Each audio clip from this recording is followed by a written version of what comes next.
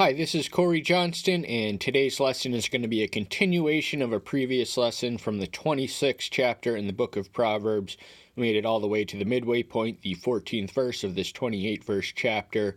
We're going to take it from 15 all the way till 28, but before we do that, we just want to note that the narrative context, this comes not long after a distinct literary transition which occurs in the 25th chapter. So what we have in chapters 1 through 9 are highly thematic. These have more of the narrative qualities that the 60% of the Old Testament is arranged. It's not quite narrative, but it has a lot more of a narrative flow. Then beginning in the 10th chapter, also marked by these Proverbs of Solomon, they are presented almost arbitrarily, so rarely, but sometimes a verse will have some or not any at all conceptual connection between its predecessor and its successor. Then we read of the 30 wise sayings beginning in the 17th verse of the 22nd chapter. It takes us all the way to the 22nd verse of the 24th chapter. Then the 24th chapter closes with 5 additional wise sayings. So that is somewhere in between the narrative and the arbitrary, because a lot of these are arranged in chunks, and a lot of these sayings are verses, combinations of verses. Then in the 25th chapter, we read these are the Proverbs of Solomon, which the men of Hezekiah, king of Judah, copied. So the composition can be attributed rightly to Solomon. The compilation, the credit for that goes to Hezekiah, more specifically the scholars and scribes in his employ. And we do read in 1 Kings 4:32 that Solomon composed 3,000 proverbs, yet there are 678 in the book which bears the name of Proverbs. So we don't even know the half of the wisdom, but we do trust that we have all the Spirit gave us exactly what we need to know. Maybe not everything we'd like to know, but everything we do need to know. But this has, the beginning in this chapter, it's somewhere in between once more of the narrative and the arbitrary arrangement of the first two sections. And in 26, the first 14 verses, it seems to be all about fools. That's the consistent theme. So let's briefly review that. First verse, like snow in summer and rain in harvest, so is esteem not fitting for a fool. Esteem should be rightly distributed and given to one who is wise, one who is prudent, one who is accomplished, and to squander such a bestowal on a fool is a foolish act in itself. Likened to the snow in the summer and rain in harvest, these are two scenarios and two forms of precipitation which don't mix, and that forms the basis, the physical foundation of the metaphor for what it's like to give honor or esteem to a fool. Verse 3, a whip for a horse, a bridle for a donkey, and the rod for the fool's back. So a fool is undisciplined, and when we neglect discipline, and Solomon has much to say about discipline, and it really divides the fools from the wise. The fools will run, they will avoid discipline like the plague, and the consequences for not disciplining yourself as civilized humans is that you become an undomesticated beast, or at least similar to. So a whip is necessary to domesticate a horse, and a rod for the fool's back is necessary to beat the stupidity out of them, which has no way of coming out by any other means. Do not answer a fool according to his folly, lest you also become like him. Answer a fool according to his folly, lest he become wise in his own eyes. So these are two verses, but the message is, the contradiction is only superficial. There are moments of discernment when it is appropriate to just let the fool have the last word. Don't even indulge, don't even engage him in a debate. Yet there are other times when it is required. It is the righteous requirement of the wise to intervene and silence the fool. And that's one of the things we got to know. And And the dangers are, if you entertain every foolish debate that comes in earshot, then you will eventually sink to the stupidity of the fool. But the consequences for the situation where it is appropriate to intervene and not doing so is that the fool becomes wise in his own eyes, and that just makes him more foolish, because pride and conceit are also marks of the fool. He who sends a message by the hand of a fool cuts off his feet, drinks violence.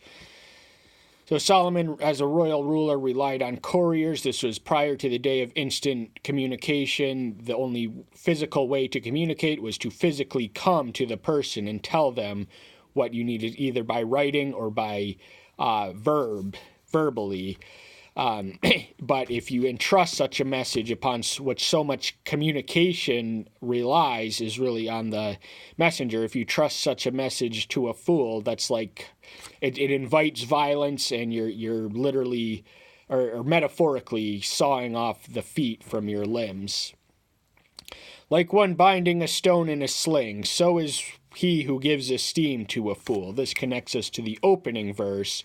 You are loading your own weapon, you are putting the bullets in your own gun in your own game of Russian roulette and pointing it at your head if you give esteem to a fool. And remember what we said about why giving esteem to a fool is inappropriate, and what Solomon says as well. So the fool falls trapped to his own folly, and it is a foolish thing to give esteem to a fool. You are inviting your own violence and destruction. A thorn goes into the hand of a drunkard, so is a proverb in the mouth of fools. So a fool might be able to recite, repeat, or regurgitate a proverb, but they're not going to know what it means. They're going to say it just to sound wise and then have no explanation, no interpretation, no elaboration that is valid or original or not foolish. So that there is danger to entrusting such a one to educate either the people in your church or your children. And that is like, it's as dangerous as a thorn in the hand of an alcoholic. They might not feel it right away, but when they wake up and they're hung over, then that searing pain is going to be there. So fools work their devastation and ruin slowly but surely often. Verse 11, as a dog returns to his own vomit, so a fool repeats his folly. So dogs, they return to their own vomit because they don't know any better. They seek nutrients in that which they literally regurgitated. That means their body is rejecting the food, but they just have instinct. They have no reason, so they return right back to it. And a fool is similar. If you repeat in foolish or sinful or vices, or if you indulge in vice or sin or foolishness, then it becomes a habit, then it becomes an addiction, then it controls you. So be better than a dog if you're going to be a human. Have you met a man wise in his own eyes? There is more hope for a fool than for him. So we can connect this to the 5th verse, lest he become wise in his own eyes. So the one who is wise in his own eyes, there is more hope for a fool than for one who suffers from the illusion of intelligence and wisdom. And true wisdom consists in an awareness of one's own ignorance. So it is in fact a measure of a fool to have a know-it-all attitude. The next 2 verses of the 13 and 14 pertain to lazy. We're not going to waste any time, but this connects to the 15th verse where we'll be taking off. This marks the lesson itself. The lazy one buries his hand in a dish. It tires him to bring it back to his mouth. Now there is no one, very few, if any, people who are literally that lazy. But this is a caricature of a lazy one, and it is entirely fitting and appropriate because Solomon denounces the sin of laziness and inactivity. What does he say in 18:9? He who is an idler is a companion to one who is a great destroyer. So if you are lazy, you are inviting destructive influences in your life, and to interpret this literally and not hyperbolically, hyperbole is a legitimate literary device, which does not in any way compromise the overall truth of this book. So the caricature, as we earlier mentioned, of lazy and indolent people is fitting and appropriate because they deserve to be. The lazy one is wiser in his own eyes than 7 rendering advice.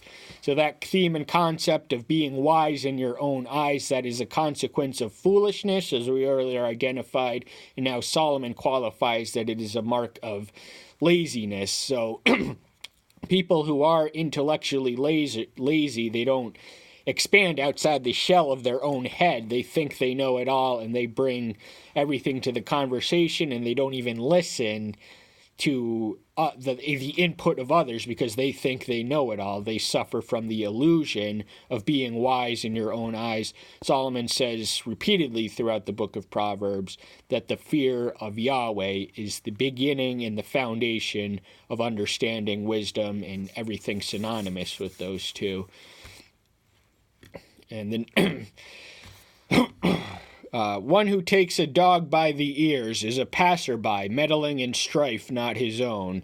So there is definite dangers to taking a dog by the ears, and the only reason you would do that was to domesticate it. But the trouble is that when you let go, then the dog's gonna retaliate, bite you viciously. And this reminds me of Thomas Jefferson, who was somewhat of a paradox in that he was an avatar and champion of liberty, but the paradox was that he was also a slave owner, and he likened owning slaves to having a wolf by the ears, and that you were afraid to let go. So... But the connection and the metaphor is related to a busybody who steps in and intervenes and makes their self known in business that is not their own. And this definitely has a foreign policy application to America. There was really no reason we should have been meddling in strifes not our own in the Middle East for as long as we did, and under the pretext we did. Like a madman who throws sparks, arrows, and death, so is a man who deceives his neighbor and says, I was only joking. So that's actually 2 verses 18 and 19, best read in combination. So a prank is no justification for deceiving or lying or misleading or manipulating your neighbor. That is a poor excuse, and he who makes excuses is seldom good for or good at anything else. But the lies are likened to weapons of war, sparks, arrows, and death. There is a deadly, fatal element in lying, which destroys and kills friendships. So, don't lie to your neighbor, and don't, practical jokes are okay between friends, but not when you're, inflicting that much injury. So definite do's and don'ts for neighborly and friendly treatment. For lack of wood, the fire goes out, and without a slanderer, strife ceases. So the slanderer, they're the ones who spread the fuel of the fire. They take the gossip of the room they were just in and bring it to the room they're in now, and they have a contagious effect. Slanderer is people who makes up lies and innuendos and character assassinates other people. And when that happens, the injured party gets angry, and then you have strife and commotion. But the fire of the hatred and the violence can only be lit by the wood. The wood and the fire are the slanderer in the forest fire of strife, which controls much of the world. Charcoal is for burning coals and wood to fire. So is a contentious man to kindle strife. So this continues and elaborates on the analogy of a fire. Charcoal was the ingredient through which one made coals, and wood was the thing you lit on fire in order to start a fire. But a contentious man is likened. Now, the contentious man is not synonymous, but often interchangeable with the slanderer. So they like to kindle strife. They live to kindle strife. They thrive on contention and drama. They are drama junkies who would do best to seek their fix or take their Jones somewhere else. But for whatever reason, they just bring it right there, and they are the coals and the wood which light the fire, which the slanderer spreads. So strife and contention has its origins in the strifeful and contentious spirit. The words of a slanderer are as dainty morsels which go down to the inner part of the heart. So there's a somewhat intoxicating effect to indulging in gossip that Solomon freely acknowledges. It tickles the ears, it excites the mind, it stirs the imagination. Could this person be that? Are what they're saying is true? It must be true if they're saying it. And people just feed on it, and dainty morsels, they have an addiction and a consumptive drive to consume more than is necessary, and any slander is completely unnecessary. But such a one, there is danger both in gossip, and there is even greater danger in the gossip inclined, in the gossip queen. Earthenware covered with silver dross are burning lips with an evil heart. So earthenware covered with silver dross, that would have been, earthenware would have been pottery or dishes or anything else that came from the earth, but they were made more palatable and more fancy and more luxurious by infusing or by blacksmithing in elements of silver, which is a jewel and a precious stone. But what it's really, all it's doing is concealing the rot of the earth underneath, the clay that it's formed from. And burning lips, also interpreted as fervent lips. So that means one who speaks frequently and has an evil heart. They are, their words, in the next verse it's going to make more sense. Their words are, well, let's read that verse, actually. He who hates pretends with his lips and lays up deceit within him. So the evil, the hateful and evil one with an evil heart, they use words as camouflage. They do not mean what they say. They do not say what they mean. They are manipulating, and often through flattery. And flattery is a form of manipulation. It is not true communication. But the point which connects it to the antecedent verse is that the covering is the lies and the packaging with which you present the things you say. It's all a camouflaging act, and it's all a counterfeit, and it's unnecessary but often indulged in. And, the deceit, if it's laying within you, it's going to come out of you. So the deceit, if it's not what goes into the mouth, but what comes out of the mouth from the heart, which defines the purity or lack thereof of a person. This is the lesson of Matthew 15, verses 1 through 20, and Mark verses chapter 9. I don't know the precise range in there. So if it's in the heart, it's going to come out of the heart. Though he speaks kindly, do not believe him, for there are 7 abominations in his heart. So the words of an evil one, they don't sound evil.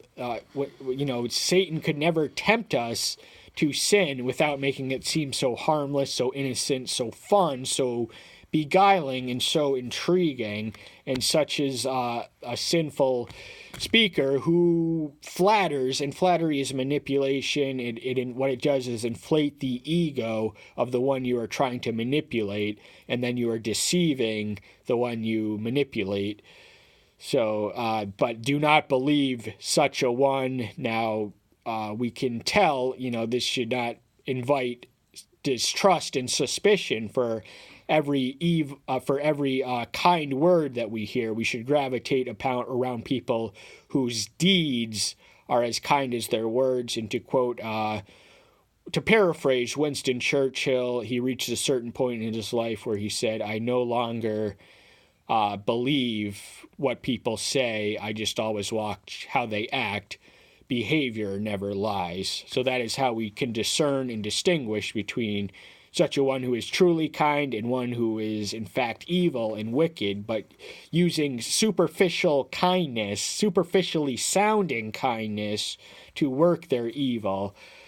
So the number 7 in the Hebrew numerology, that just means complete, full, or total. So he is completely abominable, and abominable is the worst term of derision as a